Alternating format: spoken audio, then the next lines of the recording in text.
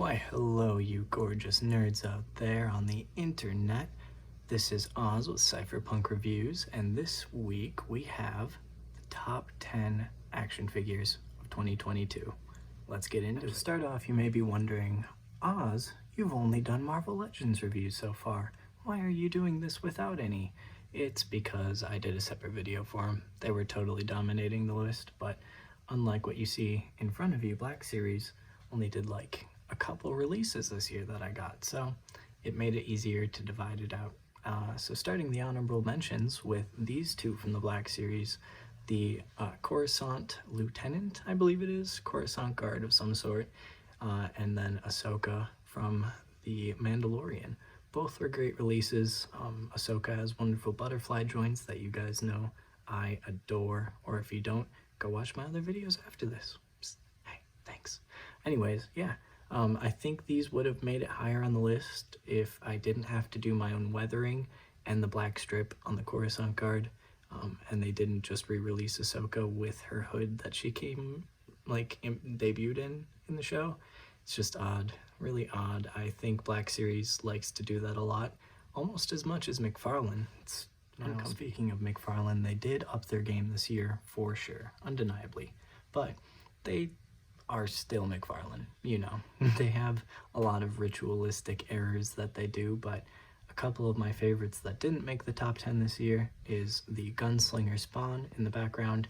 He is massive, comes with a waft of accessories. He is just a great looking piece, but he doesn't pose very well other than his arms and his head. And outside of that, he is a nightmare to stand, even with a stand. But on the opposite side of that, the Flash is a great figure. They implemented the new wrist peg technology.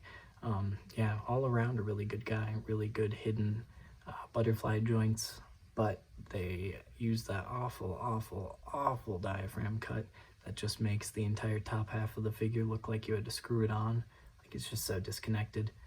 If it weren't for that, it probably would have been on my top 10, because I love the Flash, and I cosplay this exact version of the costume. So if you can't get past my favorite bias to make the top 10, you gotta at least get the honorable mention. Another marvelous addition to this honorary mentions list is the Lightning Collection. Had a couple of really close to gold mines, like this Jason and Trini swapping powers 2-pack. It's the only comic from the line that I still own. It's amazing. I was looking forward to it, but Jason, he's got some wiggly problems all around, but he can still hold the pose for the most part with some minor adjusting when you get him back into place.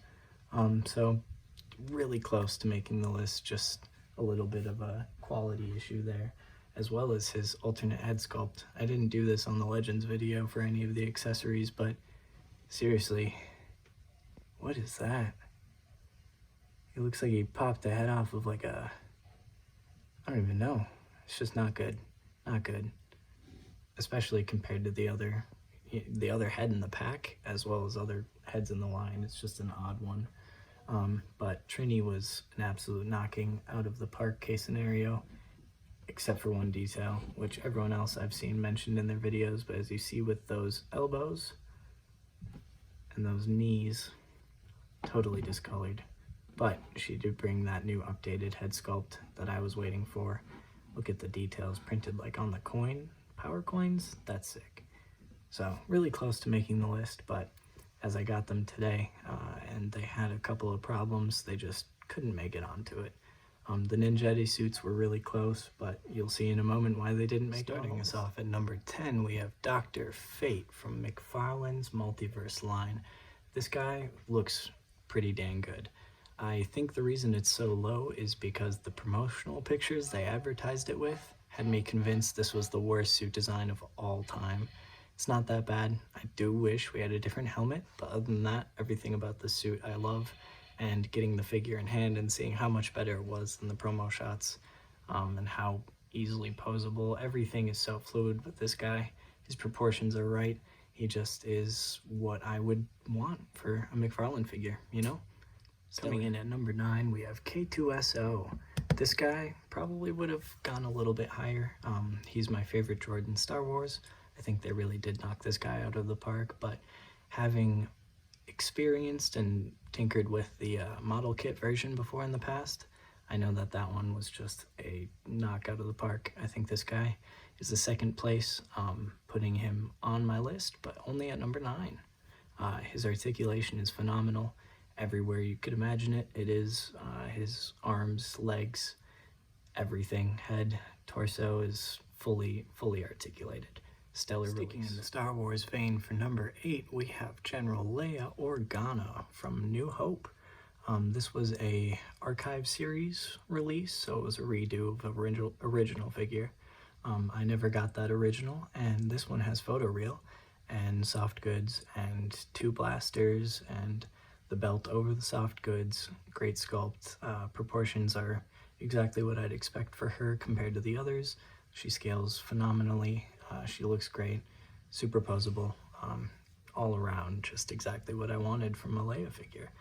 It's a shame that Star Wars didn't release more, because I would have loved to put more on this list, but Black Series really didn't release that much for me this year. So, spoiler alert, if you're looking for more Star Wars, I would look away now, as this is the last Star Wars entry on our list. Now, the next one on our list may look small, but I promise he's not all that he appears. Coming in at number 7 is the Todd McFarlane again, Atom Smasher Big Fig. I got the little Spin Master guy, or whatever company made the small versions of the toys. I was hooked, got the normal size from one of my good friends, and then this guy came into my path, and I had to get him for a full size Ascension Atom Smasher.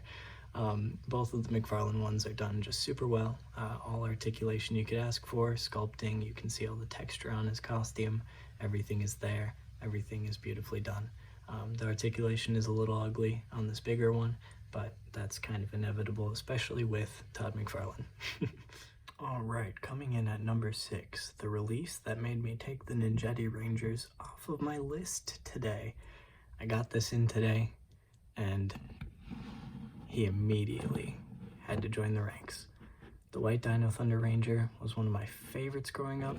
This guy is just so well articulated and accessorized. Oh, and of course, once you get that replacement helmet, it is perfect. Halfway through at number 5, we have another one from Todd McFarlane, who changed the power scale of DC by making sure no movies would be made after it. Shuffle on in there, Dwayne. We've got Black Adam. I wasn't initially going to put this guy on the list, but with his sculpt and his articulation and his paint, I just couldn't stop playing with this guy. He was a ton of fun. I really hope that Mayfex comes in and does the gold accessories with the gold trimmer on the neck and the full black cape look from the end of the movie. That one was my favorite, and that was a bit bummed they didn't do that figure, but this one knocked it out of the park for what it was, and came with a cool throne I gave to Namor, because it wasn't accurate to Black Adam at all. Now, the number 4 spot was a bit of a surprise to me. From the solicitations, it looked pretty bad, and I initially meant to cancel the pre-order, but then I saw it in my pile of loot, and it showed up. Straight from my nightmares comes one of the best Stranger Things figures on the market. All of the paint and sculpt work and attention to detail on this guy really just instantly sold him for me as soon as I started playing with him in hand. His articulation is perfectly fine. I've had some issues with this company in the past, the Void series, but this one absolutely knocked it out of the park. I wanted to put Eddie on the list, but he just didn't have enough paint. So this was a very, very lucky substitute.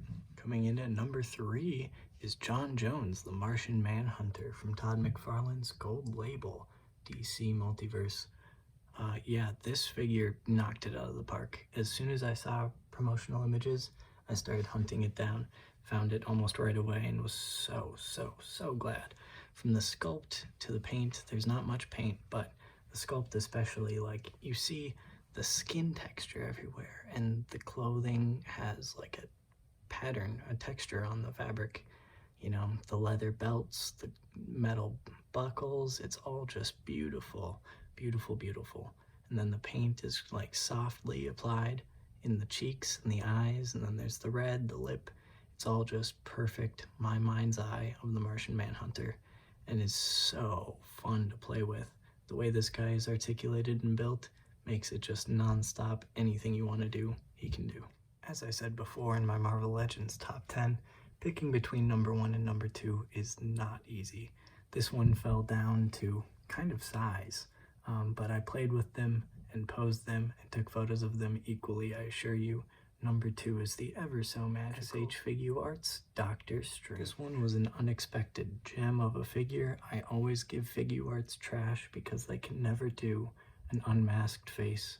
They definitely did one here, and the body matches, and the fabric posable cape is stellar.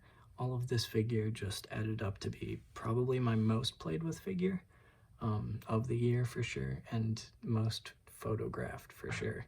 I have so many pictures of this guy, so many poses. Obviously, Figuarts comes with like 12 sets of hands that you can use, and accessories weren't too heavy, but the cape itself is an accessory, a detachable one that you can pose all day long. It's so good. Definitely recommend. Easily smashing his way to number 1 on this list is the Marvel Select Hulk. Diamond Select does a lot of really cool figures, but this one knocked it out of the park. I thought it was way better than the Marvel Legends version. It has the hairstyle I would have preferred. I wish it came with an alternate head that wasn't screaming instead of the Android one, but other than that, the 2 hands and the figure and the 2 heads is really all you need. It is so beautiful. I took so many photos of this guy all summer long. He is undeniably the king of this list, and he'll let you know if you say otherwise. He'll make sure to stomp you. He is the biggest figure I own, and I own Hulk Busters, I own Hot Toys, and this guy, oh, he is heavy. I own the Molten Man Bath.